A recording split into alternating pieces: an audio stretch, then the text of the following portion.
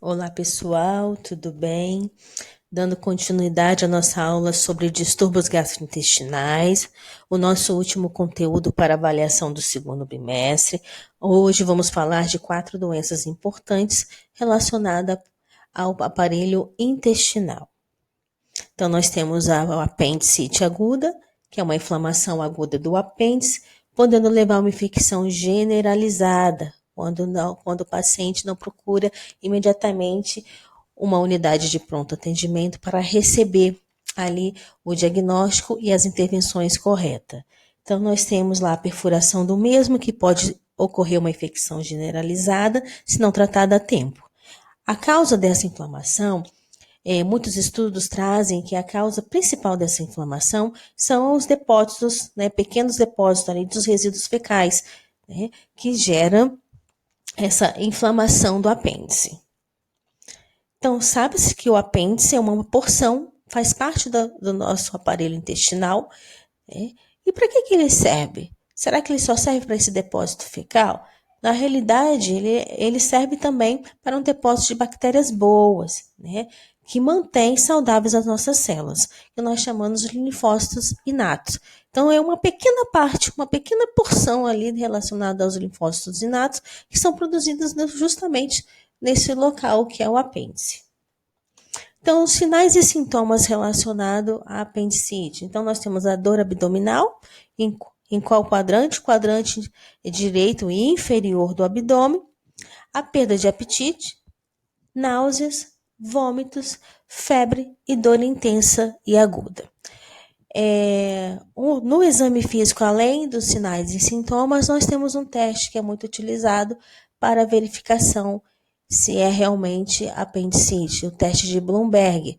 Quando o teste de Bloomberg dá positivo, é considerado para fechar o diagnóstico, além da ultrassonografia.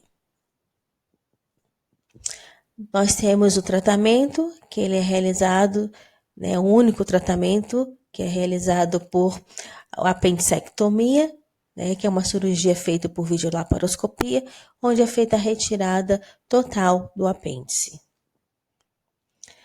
Uma outra doença é a constipação intestinal, que é justamente a dificuldade em manter o hábito intestinal regular. Né?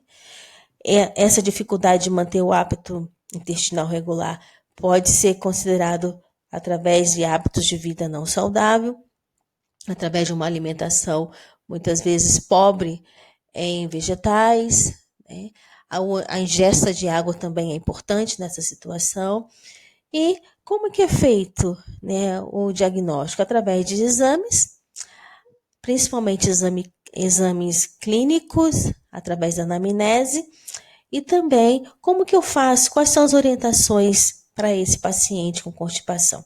Primeiro, as orientações relacionadas ao hábito de vida, orientações nutricionais, o uso de medicamentos, que muitas vezes podem melhorar a motilidade intestinal, né, e também relacionado à qualidade das fezes. O resultado, podemos ter um resultado de médio a longo prazo, tá, dependendo do paciente, né, demonstra uma melhora considerável, principalmente relacionada à qualidade de vida do paciente. Uma outra doença, que é muito comum, e ela está muito associada à constipação intestinal, é a hemorroida. Né? A hemorroida é uma doença que ocorre em ambos os sexos e tem prevalência entre a idade de 45 a 65 anos. Isso não quer dizer que não acometa pacientes abaixo dessa faixa etária. Então, nós temos 3 pontos importantes da hemorroida. Ela pode ser interna, externa e mista. Nós temos a sintomatologia dessa doença, que pode ocorrer sangramento, tá? É um sintoma mais comum, que ele é intermitente de pequena quantidade. Uma dor intensa e desconforto anal.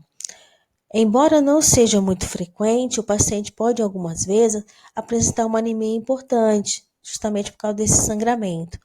A incidência desse sangramento, segundo muitos estudos levando um quadro de anemia importante, foi observada a cada 0,5 pacientes em 1.000 habitantes. A hemorroida também é classificada, tá? Nós temos alguns estágios importantes. A apresentação clínica dela, né, tem os parâmetros que devem ser considerados quando a sua localização. A doença hemorroidária pode ser interna, externa e mista. A classificação é realizada por estágio de 1 a 4, né, e pode ocorrer também o prolapso. Então, nós temos aqui a imagem do colo e do reto, né, o normal, a hemorroida grau 1, e quando começa a aparecer internamente, a grau 2, ao aumento significativo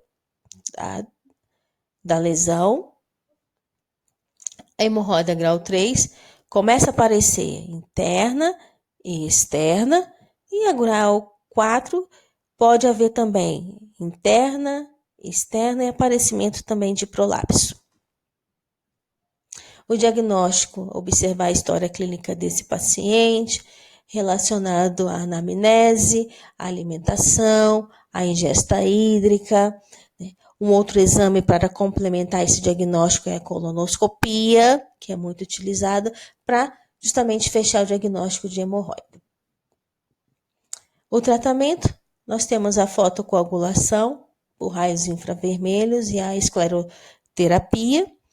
A ligadura elástica tripla, que é utilizada, é o uso do anestésico injetável, né, a lidocaína 2%, no tecido hemorroidário ligado, muitas vezes não reduz o desconforto após o procedimento da ligadura elástica tripla. A hemorroidectomia crampeada e o THD, que é a desarterialização hemorroidária transanal. É os dois procedimentos mais utilizados para o tratamento. Então, nós temos aqui a hemorroidectomia crampeada, que é justamente o clampeamento e a retirada da hemorroida, que ela tem que ser total. E a desarterialização hemorroidária transanal é quando se faz o quê?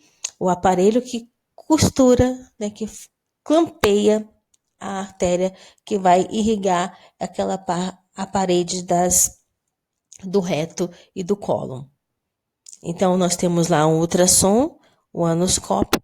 Ele faz primeiro a medição do fluxo sanguíneo naquele local e onde ele vai fazer o quê? Como se fosse costurar, clampear aquela artéria principal, justamente para evitar o aumento daquela hemorroida naquela região, que pode ser interna, até levar a parte externa, gerando um prolapso. O diagnóstico e intervenções está associado com a alimentação, essa alimentação regular, rica em fibras, né? Também a ingesta hídrica é importante. O alívio dos sintomas, nós temos medicamentos de uso tópico, medicamentos de uso oral, que podem também ser utilizados, e medicamento para manter a motilidade intestinal. E nós temos cuidados pós-operatórios importantes, né, relacionado ao processo pós-cirúrgico, como a utilização de medicamentos tópicos anestésicos, o uso de banho de assento para alívio da dor. Essas foram as referências utilizadas. Nós temos uma questão norteadora no fórum. Nós vamos trabalhar com estudo de caso, e o nosso estudo de casos tem o diagnóstico de apendicite. Muito obrigado, até a próxima.